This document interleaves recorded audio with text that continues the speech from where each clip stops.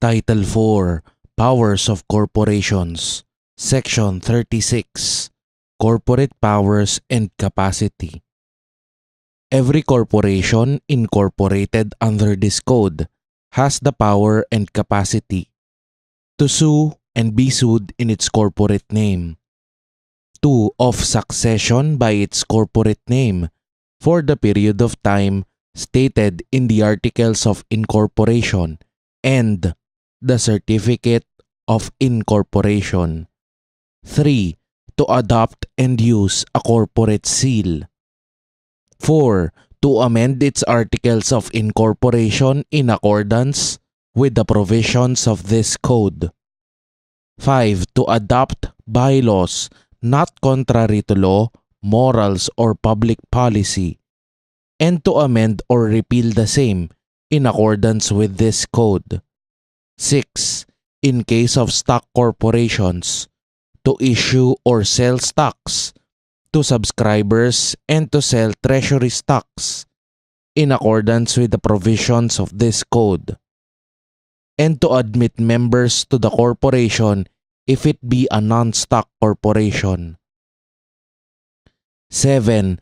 To purchase, receive, take, grant, hold, convey, sell, lease, pledge, mortgage, and otherwise deal with such real and personal property, including securities and bonds of other corporations, as the transaction of the lawful business of the corporation may reasonably and necessarily require, subject to the limitations prescribed by law and the Constitution. 8. To enter into merger or consolidation with other corporations, as provided in this code.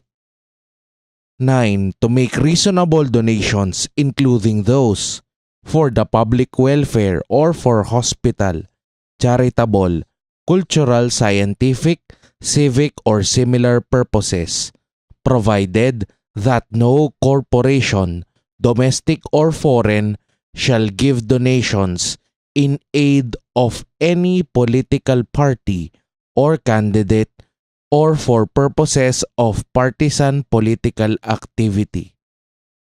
10.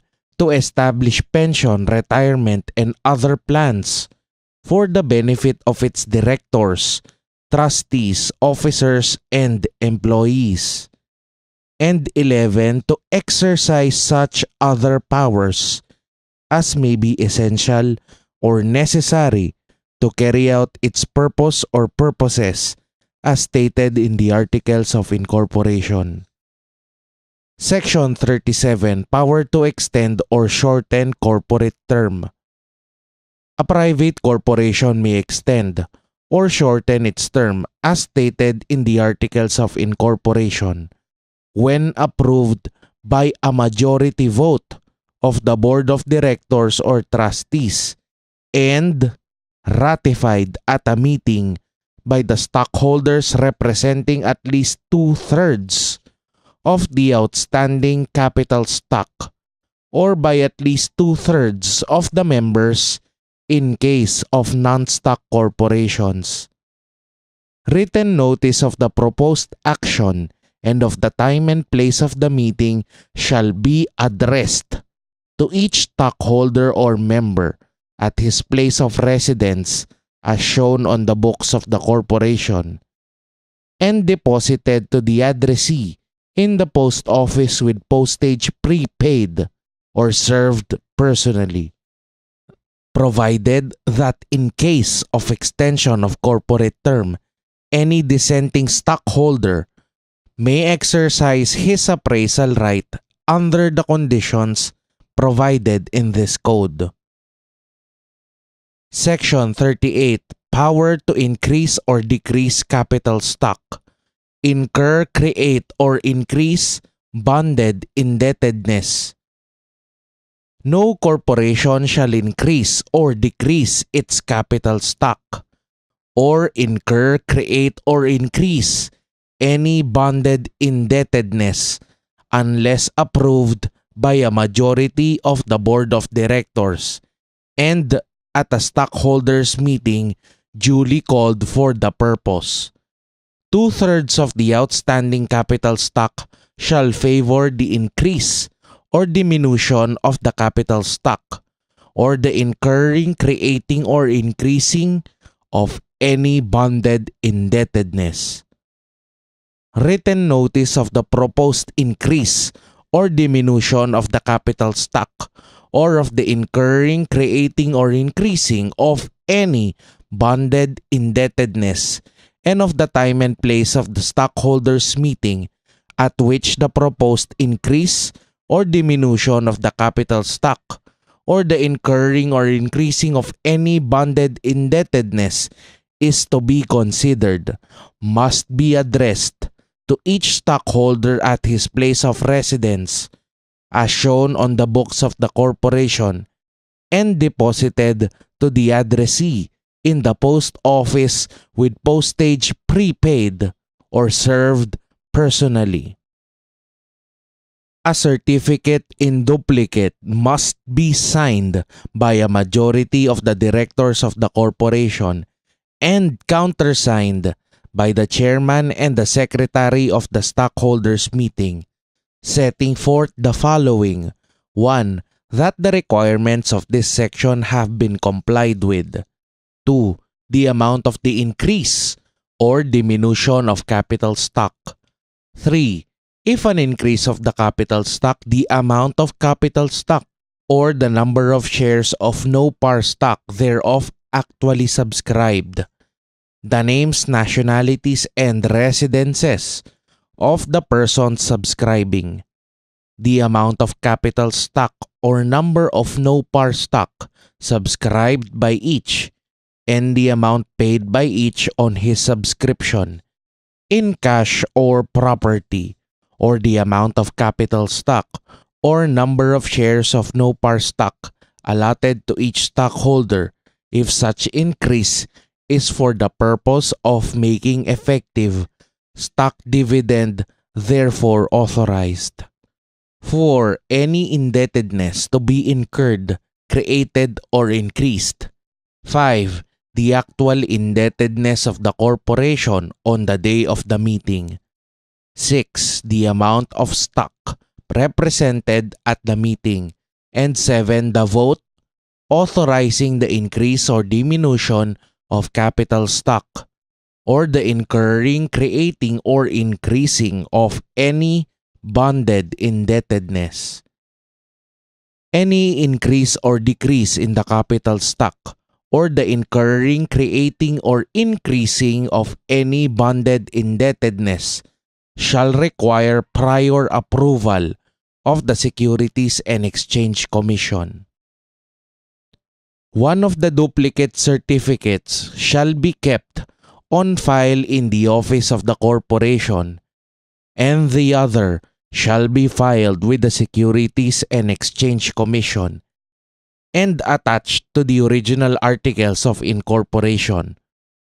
From and after approval by the SEC and the issuance by the Commission of its certificate of filing, the capital stock shall stand increased or decreased, and the incurring, creating, or increasing of any bonded indebtedness authorized as the certificate of filing may declare, provided that the Securities and Exchange Commission shall not accept for filing any certificate of increase of capital stock unless accompanied by the sworn statement of the treasurer of the corporation lawfully holding office at the time of the filing of the certificate, showing that at least 25% of such increased capital stock has been subscribed, and that at least 25% of the amount subscribed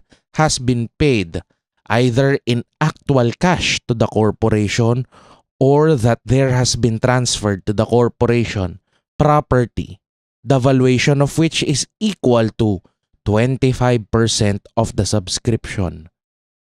Provided further that no increase of the capital stock shall be approved by the Commission if its effect shall prejudice the rights of corporate creditors. Non-stock corporations may incur or create bonded indebtedness or increase the same with the approval by a majority vote of the Board of Trustees and of at least 2/3 of the members in a meeting duly called for the purpose. Bonds issued by a corporation shall be registered with the Securities and Exchange Commission, which shall have the authority to determine the sufficiency of the terms thereof. Section 39. Power to deny preemptive right.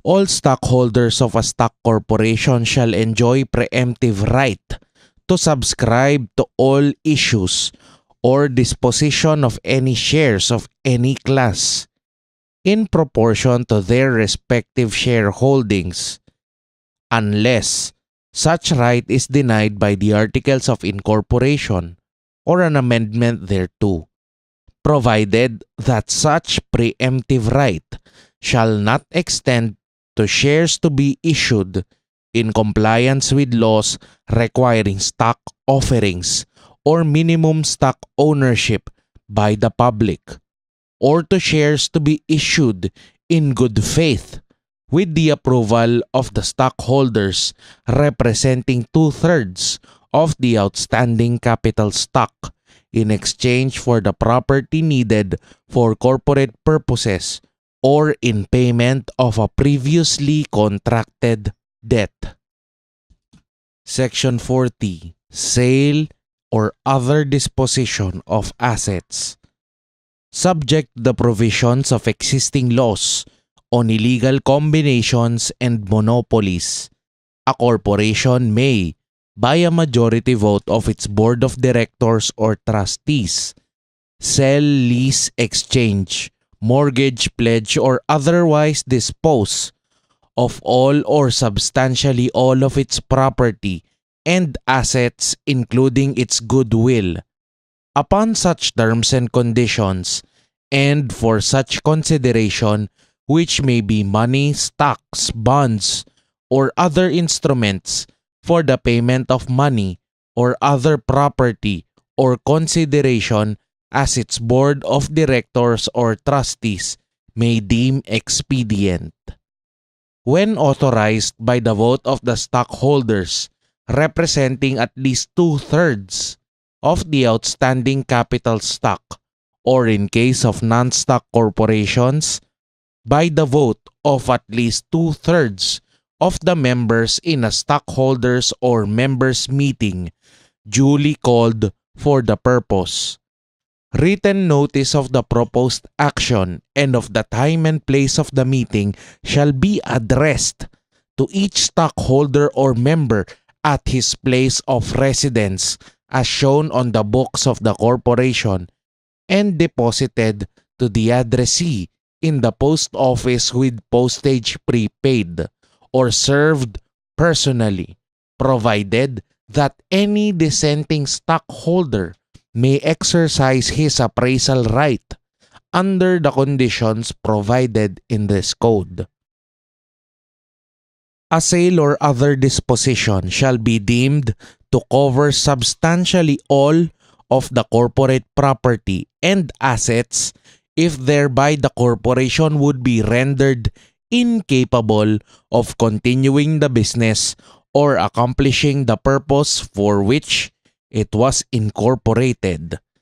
After such authorization or approval by the stockholders or members, the board of directors or trustees may nevertheless in its discretion abandon such sale, lease, exchange, mortgage, pledge, or other disposition of property and assets, subject to the rights of third parties under any contract relating thereto, without further action or approval by the stockholders or members. Nothing in this section is intended to restrict the power of any corporation without the authorization by the stockholders or members to sell, lease, exchange, mortgage, pledge, or otherwise dispose of any of its property and assets if the same is necessary in the usual and regular course of business of said corporation, or if the proceeds of the sale and other disposition of such property and assets be appropriated for the conduct of its remaining business. In non-stock corporation where there are no members with voting rights, the vote of at least a majority of the trustees in office will be sufficient authorization for the corporation to enter into any transaction authorized by this section. Section 41. Power to acquire own shares.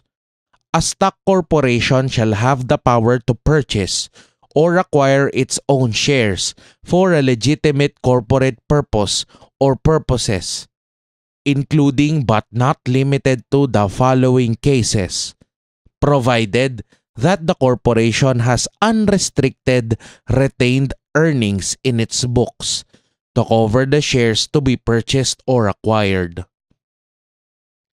1. To eliminate fractional shares arising out of stock dividends. 2. To collect or compromise an indebtedness to the corporation arising out of unpaid subscription in a delinquency sale and to purchase delinquent shares sold during said sale. 3. To pay dissenting or withdrawing stockholders entitled to payment for their shares under the provisions of this code. Section 42. Power to invest corporate funds in another corporation or business or for any other purpose. Subject to the provisions of this code, a private corporation may invest its funds in any other corporation or business or for any purpose other than the primary purpose for which it was organized when approved by a majority of the board of directors or trustees and ratified by the stockholders representing at least 2/3 of the outstanding capital stock, or by at least 2/3 of the members in case of non-stock corporation, at a stockholders or members meeting duly called for the purpose. Written notice of the proposed investment and the time and place of the meeting shall be addressed to each stockholder or member at his place of residence as shown on the books of the corporation and deposited to the addressee in the post office with postage prepaid or served personally, provided that any dissenting stockholder shall have appraisal right as provided in this code, provided however that where the investment by the corporation is reasonably necessary to accomplish its primary purpose as stated in the articles of incorporation, the approval of the stockholders or members shall not be necessary. Section 43. Power to declare dividends. The board of directors of a stock corporation may declare dividends out of the unrestricted retained earnings, which shall be payable in cash, in property, or in stock to all stockholders on the basis of outstanding stock held by them, provided that any cash dividends due on delinquent stock shall first be applied to the unpaid balance on the subscription plus costs and expenses, while stock dividends shall be withheld from the delinquent stockholder until his unpaid subscription is fully paid, provided further that no stock dividend shall be issued without the approval of stockholders representing not less than 2/3 of the outstanding capital stock at a regular or special meeting duly called for the purpose. Stock corporations are prohibited from retaining surplus profits in excess of 100% of their paid-in capital stock, except 1. When justified by definite corporate expansion projects or programs approved by the board of directors, or 2.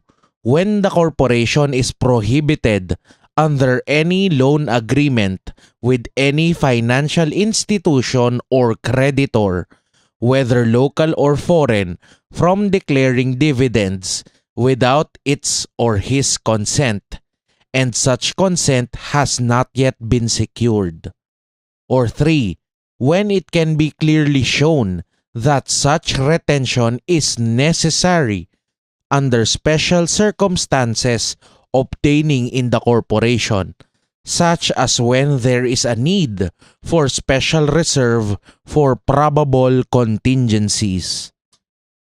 Section 44. Power to enter into management contracts.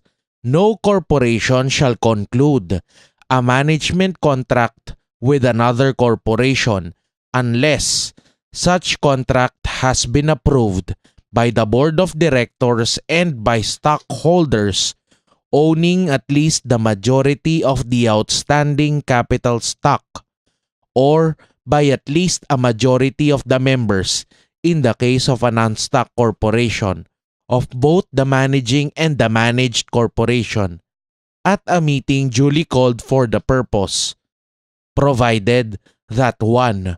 Where a stockholder or stockholders representing the same interest of both the managing and the managed corporation own or control more than 1/3 of the outstanding capital stock entitled to vote of the managing corporation. Or 2. Where a majority of the members of the board of directors of the managing corporation also constitute a majority of the members of the board of directors of the managed corporation. Then the management contract must be approved by the stockholders of the managed corporation, owning at least 2/3 of the total outstanding capital stock entitled to vote, or by at least 2/3 of the members in the case of a non-stock corporation. No management contract shall be entered into for a period longer than 5 years for any one term. The provisions of the next preceding paragraph shall apply to any contract whereby a corporation undertakes to manage or operate all or substantially all of the business of another corporation, whether such contracts are called service contracts, operating agreements, or otherwise.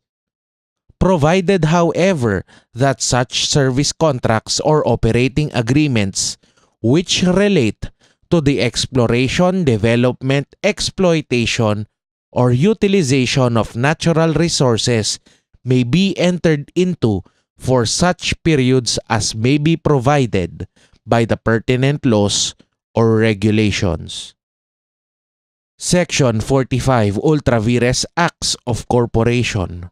No corporation under this code shall possess or exercise any corporate powers except those conferred by this code or by its articles of incorporation, and except such as are necessary or incidental to the exercise of the powers so conferred.